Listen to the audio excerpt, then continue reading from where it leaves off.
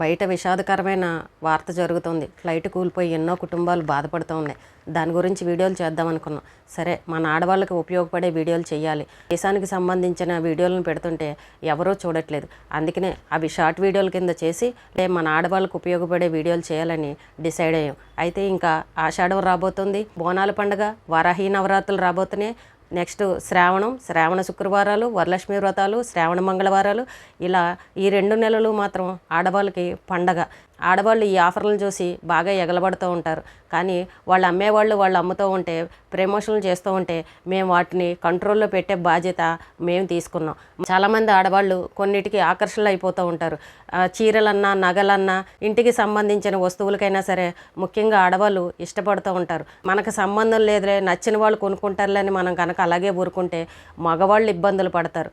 మగవాళ్ళని అది కొనండి, ఇది కొనండి, ఖచ్చితంగా వరలక్ష్మి వ్రతం ఇవి లేకుండా చేయడానికి అవ్వదు, పూజకి చాలా ఖర్చు అవుతుంది, ముందుగానే మీరు డబ్బులు ఇవ్వాల్సిందే, పట్టు చీరలకి, నగలకి, రిటర్న్ గిఫ్ట్స్కి, వీటికి అన్నిటికీ పూజ ఖర్చు నాకు ఉంటుంది, వచ్చే నెల నాకు డబ్బులు ఇవ్వాల్సిందని ముందుగానే వాళ్ళకి ఆర్డర్లు వేసి పెడుతూ ఉంటారు మగవాళ్ళకి.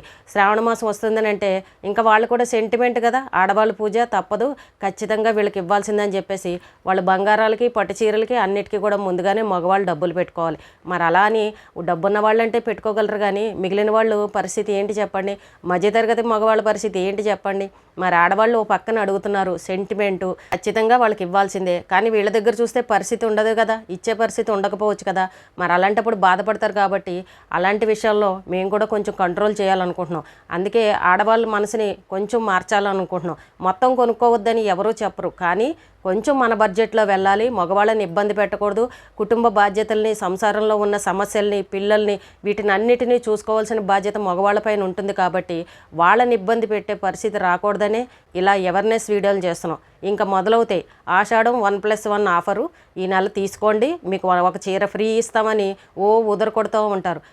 ఏ షాప్లో అయినా చూడండి, ఈ చీర బాగుంది, ఆ చీర బాగుంది, ఆ చీర బాగుంది అని అంటారు. కానీ ఒక్క చీర అయినా సరే ఇది క్వాలిటీ బాగోలేదు, ఇది బాగోలేదు, ఇది కొనకండి అని ఎవరైనా ప్రమోషన్ చేస్తారో చెప్పండి? ఎవరూ చేయరు. ఈ షాప్ అయిపోయిన తర్వాత ఇంకొక షాప్కి వెళ్తారు. అక్కడ కూడా పట్టు చీరలు 5,000, 10,000, 15,000 సూపర్గా ఉన్నాయి, వరలక్ష్మి వ్రతానికి చాలా బాగుంటాయి, కొత్త స్టాక్ ఇప్పుడే వచ్చింది తీసుకోండి అని చెప్పేసి అక్కడ కూడా ఆఫర్లు పెట్టేస్తూ ఉంటారు. అక్కడ కూడా మన జనాలు వెళ్ళి పట్టు చీరలు కొనేస్తూ ఉంటారు. పోయిన సంవత్సరం కొన్న పట్టు చీర మీరు ఎన్నిసార్లు కట్టారు అనేది ఒక్కసారి ఆలోచించుకుంటే ఈ కొత్త చీర కొనాలా లేదా అనేది అర్థమవుతుంది. కానీ మగవాళ్ళు పాపం మీరు పెట్టే టార్చర్లకి వాళ్ళు ఏం చేయాలో అర్థం కాక మీరు అడిగినంత ఇవ్వాల్సిందే. కొంతమంది కుటుంబాల్లో ఇలాంటి పరిస్థితులు కూడా ఉన్నాయి. ఇంకా వరలక్ష్మి వ్రతం వస్తుంది అని అంటే రిటర్న్ గిఫ్ట్స్ ఏం కొనాలి, వాళ్ళు ఏదో పెట్టారు, వీళ్ళు ఏదో పెట్టారు, ఖచ్చితంగా మనం కూడా అదే పెట్టాలని ఈ రకంగా మొదలు పెట్టే వాళ్ళు కూడా ఉన్నారు. భగవంతుడు ఏమన్నా సింపుల్గా చేసుకుంటే అది కుదరదని ఏమన్నా ఎక్కడైనా చెప్పారా చెప్పండి? మన అమ్మలు ఏం చేశారండి? ఒక్కసారి వెనక్కి వెళ్ళి చూడండి. మన అమ్మలు ఆ కాలంలో ఏం చేశారు? వాళ్ళకి ఇవన్నీ ఉన్నాయా? ఇవన్నీ పెట్టేవాళ్ళు చేశారా పూజలు? కానీ కొంతమంది చెప్తున్న ప్రశ్న ఏంటంటే, మా కాలంలో ఇవేమీ లేవమ్మా, మేము ఇంట్లో సింపుల్గానే పూజ చేసుకునేవాళ్ళం. అదే మాట మేము పిల్లలకు చెప్తున్నాం, కానీ వీళ్ళు వినట్లేదు. వాళ్ళని చూసి వీళ్ళని చూసి ఈ యూట్యూబుల్లో ప్రమోషన్లను చూసి ఎగలపడి మరీ డబ్బును వేస్ట్ చేసి కొనేస్తున్నారు, ఇంట్లో మొగుళ్ళ దగ్గర దెబ్బలాడి మరీ తీసుకుని కొంటున్నారని ఒక పెద్ద ఆవిడ ఎవరో తల్లి చెప్తున్నారు. అంటే పిల్లలు ఏ రకంగా తయారయ్యారో చూడండి. పూజ చేసేది గొప్ప కోసమో బడాయి కోసం చేస్తున్నారు తప్ప ఎక్కడ భక్తితో మాత్రం చేయట్లేదు.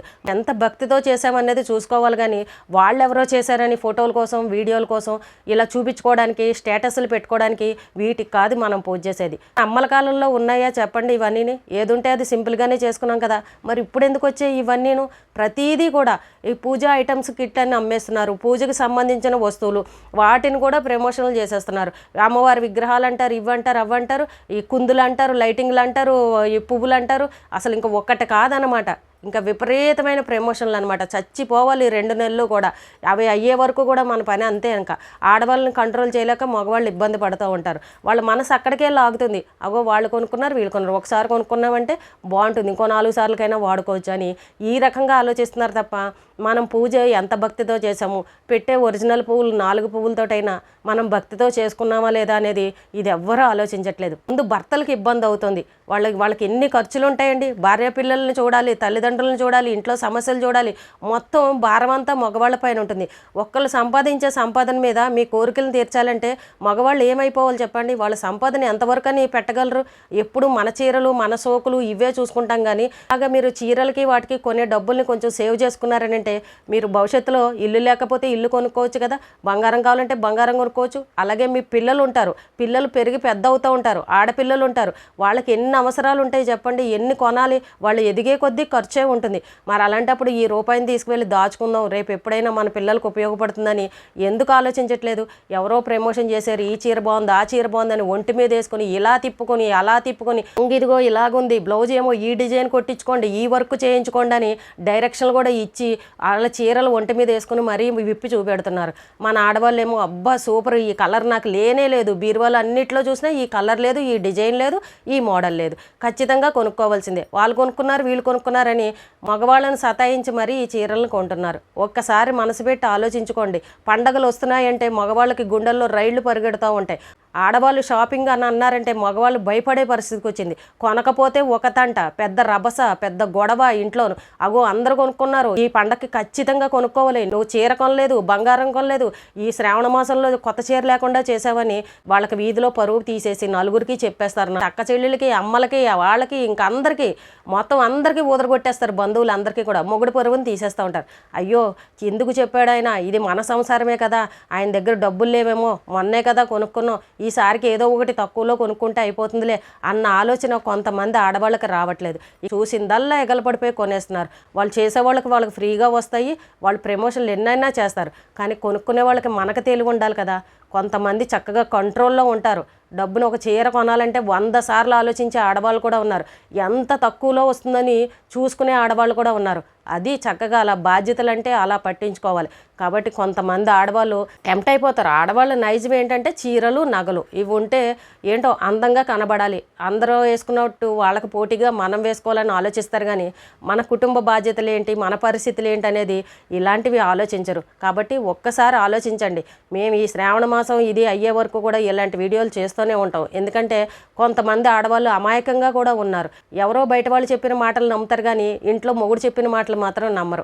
డబ్బుని ఇలా వృధా చేస్తూ ఉంటారు. కాబట్టి మీ డబ్బుని చాలా జాగ్రత్తగా పెట్టుకోండి. ప్రతి సంవత్సరం పండుగలు వస్తాయి, ప్రతి నెల పండుగలు వస్తాయి. మీరు గతంలో ఇన్ని పండుగలకి ఇన్ని చీరలు కొనుక్కున్నారు, ఆ చీరలన్నీ ఎన్నిసార్లు కట్టారు? ఒకసారి మీకు మీరు ఆలోచించుకోండి. కాబట్టి ఒక్కసారి మనం ఖర్చు చేసేటప్పుడు కూడా వెనకాల ఏంటి పరిస్థితి అనేది కూడా ఆలోచించుకోవాలి. పిల్లలు ఉన్న వాళ్ళకైతే మరీ ఇబ్బందులు ఉంటాయి, మరీ ఖర్చులు ఉంటాయి. మరి అన్నిటికీ మొగుడిని అడిగితే వాళ్ళు ఎక్కడి నుండి తీసుకొస్తారు చెప్పండి? ఒక సంపాదన మీద ఇన్ని ఖర్చులు చేయాలని అంటే అది అయ్యే పనేనా? పైగా ఇంకా స్కూల్లో ఒకటి తెరుస్తారు, కాలేజీలు తెరుస్తారు, పుస్తకాలని, ఫీజులని, వాళ్ళకి స్కూల్ డ్రెస్సులని, షూలని, ఇంకొకటి కాదు ఎన్ని ఉంటాయో. అదే బీటెక్ ఇంటర్ చదివే పిల్లలకైతే ఇంకా ఫీజులు ఇంకా ఎక్కువగా ఉంటాయి. మరి వాళ్ళని కూడా చూసుకోవాలి కదా. మరి ఇలాంటి ఖర్చులన్నీ ఉన్నప్పుడు మీరు కొంచెం తక్కువలోనే ఉండండి. మిడిల్ క్లాస్ వాళ్ళకి ఇంత భారీగా వెళ్ళిపోతే మాత్రం అస్సలు కుదరదు. ఎన్ని చీరలు కొంటే ఏం లాభం అండి? బీరువాలు పట్టవు తప్ప ఎవరికన్నా ఇస్తామనంటే అంత దానం చేసే అంత మనసు మన దగ్గర ఉండదు.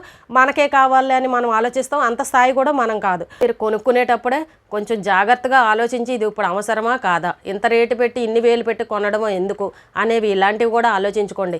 పిల్లలున్న ఇంట్లో స్కూళ్ళు జాయిన్ అయిపోయారు కదా, ఇంకా వాళ్ళ పనులన్నీ అయిపోయాయని ఎప్పుడు అనుకోవద్దు.